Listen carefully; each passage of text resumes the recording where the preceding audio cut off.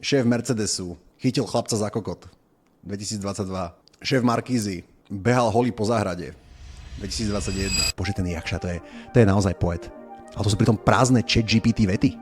On iba chce pekne znieť. On nič nehovorí. On nič nepovedal.